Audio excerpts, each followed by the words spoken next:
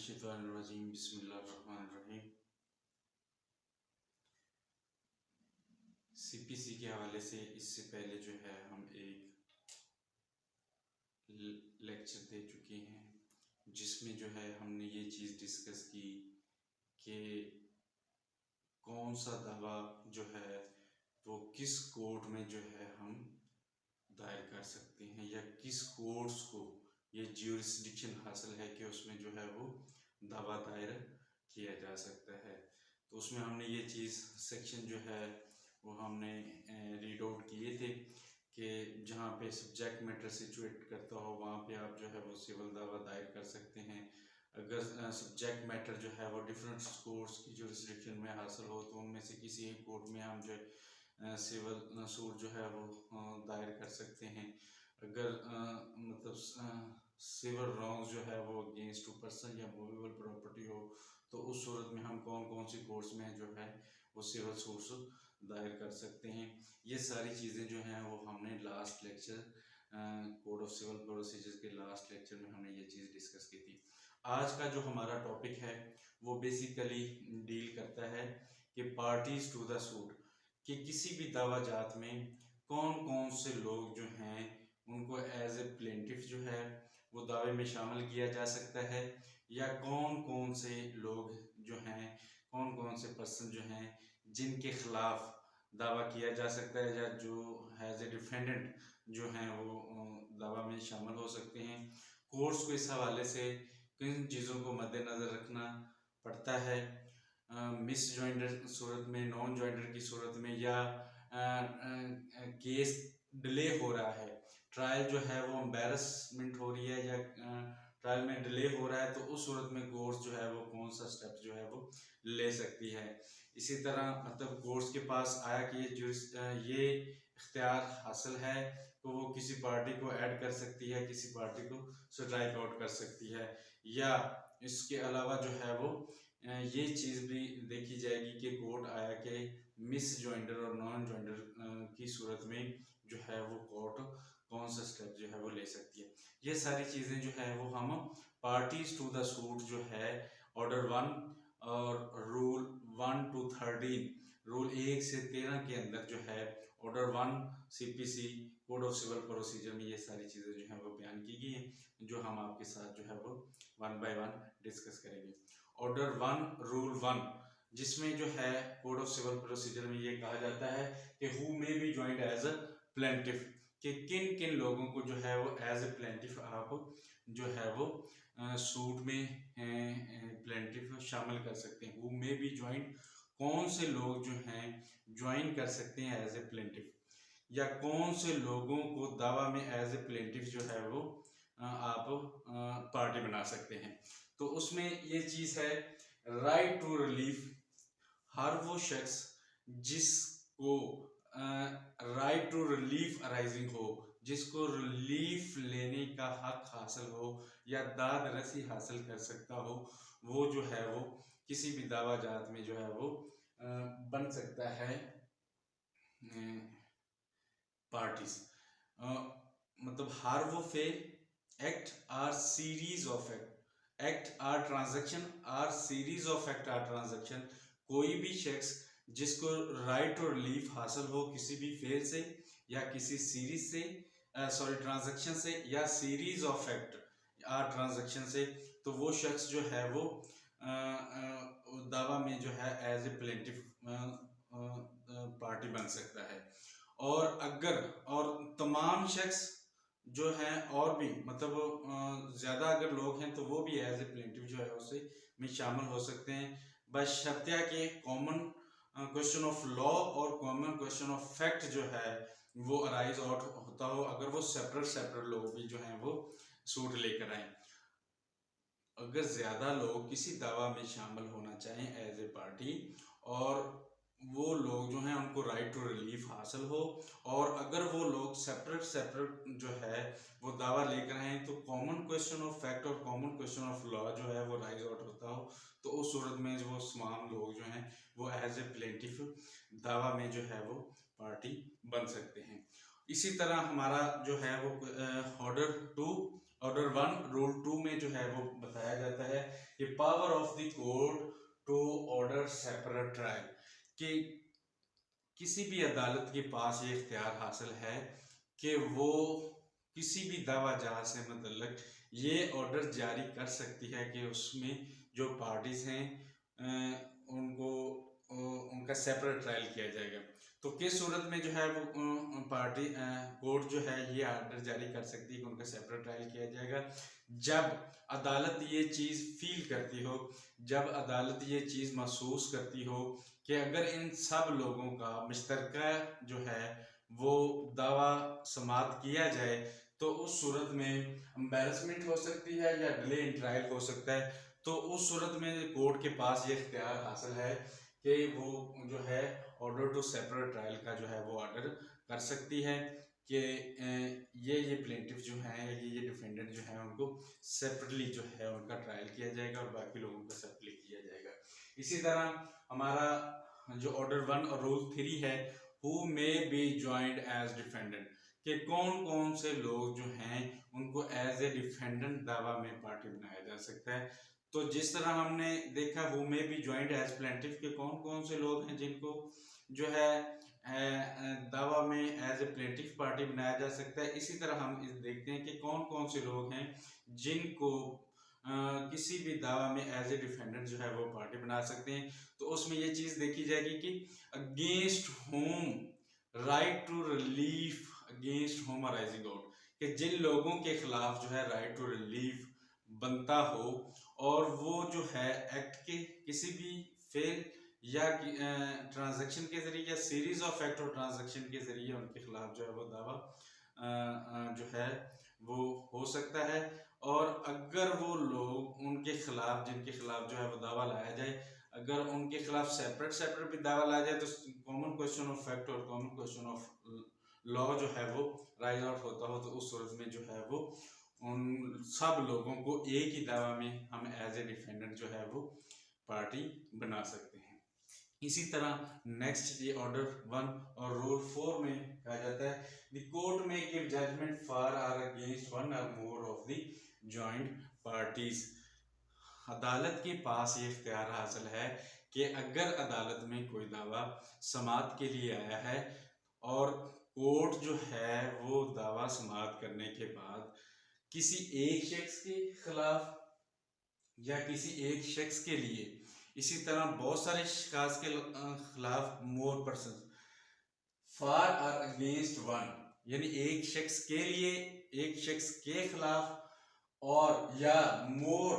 Of the joint of the parties, बहुत सारे लोगों के लिए या बहुत सारे लोगों के खिलाफ जो है वो जजमेंट दे सकती है। कोर्ट के पास ये इख्तियार है कि अगर उसके पास कोई दावा आता है और कोर्ट ये उसका दावा समाअत करने के बाद इससे ये हक हासिल है, ये इख्तियार हासिल है कि वो उन दावा जात में मौजूद पार्टीज में से किसी एक शख्स के लिए या किसी एक पार्टी की मतलब एक पार्टी के लिए जजमेंट दे सकती है या ज़्यादा लोगों के लिए जजमेंट दे सकती है या उन एक शख्स के खिलाफ जजमेंट दे सकती है या ज़्यादा लोगों के खिलाफ जजमेंट दे सकती है। इसमें बेसिकली कोर्ट जो है वो तनाज़े की नवीयत और उनके दरमियान जो वजह ये सूट बनी है उसको देखते हुए ये इख्तियार हासिल है कि वो जो है वो जजमेंट दे सकती है। इसी तरह नेक्स्ट जो है ऑर्डर 1 और रूल 5 में ये चीज कही जाती है कि defendant need not be interested in all the relief claimed. Defendant need not be interested, जरूरी नहीं है कि हर मुद्दा अलग जो है वो उसके खिलाफ इन ऑल रिलीफ क्लेम के सारे के रिलीफ क्लेम्ड यानी दाद रसी के जो क्लेम किया गया है वो ज़रूरी नहीं है कि डिफेंडेंट के साथ पूरे डिफेंडेंट के खिलाफ पूरे का पूरा हो। मसलन किसी शख्स से जो है मतलब मुख्तलिफ डिफेंडेंट्स हैं उनसे 5 लाख रुपए लेना है, तो ज़रूरी नहीं है कि शख्स एक ही डिफेंडेंट से 5 लाख रुपए जो रिकवर किया हो सकता है उसके हिस्से में जो है वो 1 लाख आता हो, 50,000 आता हो, यानी all the relief claimed defendant need not be interested all the relieved claim. जरूरी नहीं है कि किसी डिफेंडेंट के खिलाफ सारे का सारा जो है वो क्लेम हो। इसी तरह नेक्स्ट जो है वो ऑर्डर 1 और रूल 6 है जी, joinder of the party liable on same contract. किसी एक वायदे की वजह से जॉइंडर ऑफ द पार्टीज जो हैं वो हो सकती हैं, बहुत सारी पार्टीज जो हैं वो इकट्ठी हो सकती हैं। इसी तरह नेक्स्ट जो है वो हमारा है ऑर्डर 1 रूल 7, जिसमें कहा जाता है कि when the plaintiff in doubt from whom redress is to be sought. जब जो है मुद्दई ये दावा करने वाला शख्स जो है वो जो है मुश्तबा हो, उसे जो है वो क्लियर ना हो रहा हो कि किस शख्स से उसकी दाद रसी होनी है या किस शख्स के खिलाफ जो है वो दावा उसे दायर करना चाहिए, तो उस सूरत में जो है प्लेंटिफ के पास ये इख्तियार है कि वो सभी लोगों को जो है एज ए डिफेंडेंट इसमें ऐड दावा में शामिल कर सकता है जिनके खिलाफ वो समझता है कि वो उसका जो right redress is to be suit के उसकी खिलाफी हो सकती है। इसी तरह नेक्स्ट ऑर्डर 1 और रूल 8 है, one person may sue or defend on behalf of all in same interest. कोई अगर किसी भी दावा में एक से ज्यादा प्लेंटिफ हैं और एक से ज्यादा डिफेंडेंट हैं सेम इंटरेस्ट के लिए, तो उस सूरत में उनमें से कोई एक शख्स जो है वो दावा जो है वो परसू कर सकता है और कोई एक शख्स जो है सबके बिहाफ पे दावे को डिफेंड भी कर सकते हैं। इससे मुतल्लिका मैं आपको एक एग्जांपल देना चाहूँगा कि एक दिन मैं यूनिवर्सिटी में जा रहा था पढ़ाने के लिए, तो मुझे साथ वाले गाँव में एक शख्स ने कॉल की कि वो मुझे भी साथ लेते जाए, मैंने अदालत जाना है। तो रास्ते में उसने अपना, मैंने पूछा कि खैरियत से आप अदालत जा रहे हैं, तो उसने बताया कि हमारे गाँव में से के साथ से एक नहर गुजरती है जिससे जो है वो हमें पानी आता है, तो वो नहर के आगे एक रुकावट जो है वो डाली गई है जिसको वो डाफ कहता था कि हमारी ज़मीनें ऊंची हैं और इसी वजह से हमारे जो नहर में मोगे वगैरह लगे हुए हैं वो ऊंचे हैं। तो नहर वालों ने वहाँ पे एक डाफ लगाई है ताकि पानी जो है वो उसके साथ लगकर ऊंचा हो और वो मोगों के ज़रिए उनकी ज़मीनों को लग सके। तो मैंने कहा कि ये तो पूरे गांव का मसला है, आप अकेले जा रहे हैं। तो उसने कहा कि मैं सबके बिहाफ पे अकेला ही जो है वो दावा परसू कर रहा हूँ। तो इस हवाले से जो है वो ऑर्डर 1 और रूल 8 जो है वो हमें इजाज़त देता है कि वन पर्सन मे सू, कि एक शख्स जो है वो दावा दायर भी कर सकता है या डिफेंड भी कर सकता है on behalf of all in the same interest, सबके बिहाफ पे सेम इंटरेस्ट की सूरत में। तो इसी तरह नेक्स्ट ये है वो है जी मिस जॉइंडर और नॉन जॉइंडर। ऑर्डर 1 रूल 9 जो है वो मिस जॉइंडर और नॉन जॉइंडर को जो है वो डील करता है। इसमें जो है ऑर्डर 9 में ये चीज़ बताई जाती है कि हम जो है इस वजह से जो है वो दावा को ख़त्म नहीं कर सकते या इस वजह से जो है हम दावा चलाने में रुकावट नहीं बन सकते कि इसमें कुछ लोगों को ऐड होना चाहिए था एज ए प्लेंटिफ या डिफेंडेंट, या कुछ लोग जो हैं वो गलती से एज ए प्लेंटिफ या डिफेंडेंट शामिल हो गए हैं, तो ये दावा नहीं चल सकता, जो है इस तरह नहीं हो सकता। अदालत के सामने जो लोग जो हैं वो आ गए हैं, मतलब वो अदालत उन्हीं को ही जो है उन्हीं के मतलब ही जो है वो डिसाइड करेगी मिस जॉइंडर और non joinder. Miss joinder basically यानी ऐसे शिकायत जिनको जो है वो दावा में शामिल होना चाहिए था और वो नहीं शामिल हुए, और नॉन जॉइंडर जिनको जो है वो गलती से किया गया है, उनको नहीं होना चाहिए था और उनको गलती से जो है वो शामिल कर लिया गया। इसी तरह नेक्स्ट ऑर्डर 1 और rule 10 suit in the name of wrong plaintiff. दावा अगर किसी गलत मुद्दई की तरफ से दायर किया गया है तो उस सूरत में कोर्ट के पास यह इख्तियार हासिल है कि कोर्ट जो है वो स्ट्राइक आउट कर सकती है, निकाल सकती है पार्टीज को, और जो है ऐड भी कर सकती है कि दावा में जो है वो नई पार्टी को ऐड कर सकती है और जो गलती से पार्टीज शामिल होगी हैं उनको निकाल सकती है। और इस सूरत में जो है बेसिकली जो आपका प्लेट है वो अमेंड किया जाना चाहिए मुद्दई की तरफ से। इसी तरह नेक्स्ट है जी conduct of suit. Conduct of suit जो है वो बेसिकली डील करता है कि अदालत जो है वो तर्ज अमल, कौन सा तर्ज अमल अख्तियार करेगी किसी भी दावा को चलाने के हवाले से। इसी तरह appearance of one of the several plaintiff for defendant for others, कि एक शख्स सेवरल प्लेंटिफ के लिए या डिफेंडेंट के लिए जो है वो अपीयर हो सकता है। इसी तरह ऑर्डर 1 और रूल 13 में कहा जाता है ऑब्जेक्शन टू द मिसजॉइंडर और नॉन जॉइंडर। मिसजॉइंडर और नॉन जॉइंडर यानी